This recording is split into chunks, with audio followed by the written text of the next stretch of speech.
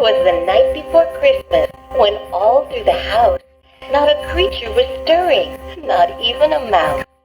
The stockings were hung by the chimney with care, in hopes that St. Nicholas soon would be there. The children were nestled all snug in their beds, while visions of sugar plums danced in their heads. And Mama in her kerchief, and I in my cap, had just settled down for a long winter's nap. When out on the lawn there arose such a clatter, I sprang from the bed to see what was the matter. Away to the window I flew like a flash, tore open the shutters and threw up the sash. The moon on the breast of the new fallen snow gave the luster of midday to objects below. When what to my wandering eyes should appear but a miniature sleigh and 8 tiny reindeer, with a little old driver so lively and quick, I knew in a moment it must be Saint Nick.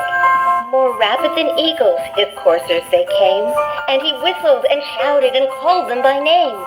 Now Dasher, now Dancer, now Prancer and Vixen, on Comet, on Cupid, on Donner and Blitzen, to the top of the porch, to the top of the wall, now dash away, dash away, dash away all.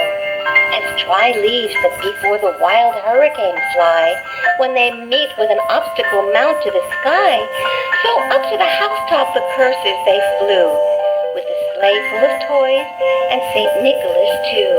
And then in a twinkling I heard on the roof the prancing and pawing of each little hoof.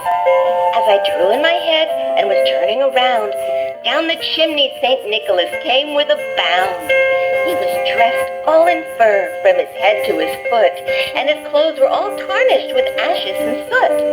A bundle of toys he had slung on his back, and he looked like a peddler just opening his pack. His eyes, how they twinkled, his dimples, how merry. His cheeks were like roses, his nose like a cherry. His droll little mouth was drawn up like a bow, and the beard of his chin was as white as the snow. The stump of a pipe he held tight in his teeth, and the smoke it encircled his head like a wreath. He had a broad face and a little round belly that shook when he laughed like a bowl full of jelly. He was chubby and plump, a right jolly old elf, and I laughed when I saw him in spite of myself. A wink of his eye and a twist of his head soon gave me to know I had nothing to dread. He spoke not a word but went straight to his work, and filled all the stockings, then turned with a jerk, and laying his finger aside of his nose, and giving a nod, up the chimney he rose. He sprang to his sleigh, to his team gave a whistle, and away they all flew like the down of a thistle. But I heard him exclaim, ere he drove out of sight, "Happy Christmas to all, and to all a good night."